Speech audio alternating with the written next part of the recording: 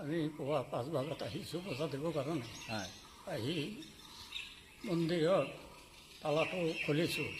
খোলাৰ পিছত এই যে ভিতৰত এটা দৰ্জা আছে, ষ্ট'ৰ ৰুমৰ সেই দৰ্জাটো খুলি আছে। আৰু দৰ্জাটো কিয় খুলি আছে? মই দৰ্জা বন্ধ কৰি গৈছোঁ। তাৰপিছত দেখিছোঁ তালাটো ভাঙা, হুক ভাঙা, আৰু বাহিৰ পালেও ভাঙছে। দুইটা তালা ভাঙি, দুইটা দৰ্জা ভাঙি ভিতৰত ডুবিছে চোৰ। তাৰপিছত মাৰ দিকে লক্ষ্য কৰিছোঁ, লক্ষ্য কৰি দেখিছে আমাৰ টিকলিয়াৰ সোণাৰ বস্তু আছিল, সেইটো নাই, লৈ গৈছে। পাৰ হ'ব মোটামুটি 1.5-2 লাখ মান হ'ব এইটোৰ দাম। মূল্য। এইটো কি ক'ব? এনেকুৱা কোনোদিন এনেকুৱা ঘটনা হোৱা নাছিল, কি ক'ব? কোনোদিন এনেধৰণৰ ঘটনা হোৱা নাই। হয়।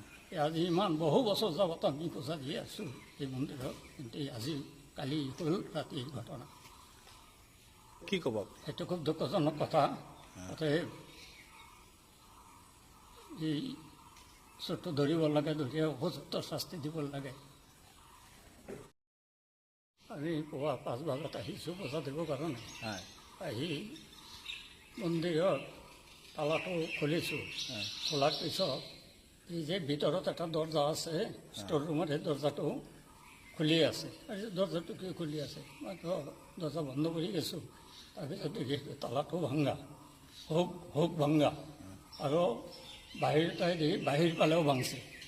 দুইটা তালা ভাঙি, দুইটা দৰ্জা ভাঙি ভিতৰত ডুবিছে চোৰ। তাৰপিছত মাৰ দিকে লক্ষ্য কৰিছোঁ, লক্ষ্য কৰি দেখিছে আমাৰ টিকলিয়াৰ সোণাৰ বস্তু আছিল, সেইটো নাই, লৈ গৈছে। পাৰ হ'ব মোটামুটি 1.5-2 লাখ মান হ'ব এইটোৰ দাম। মূল্য।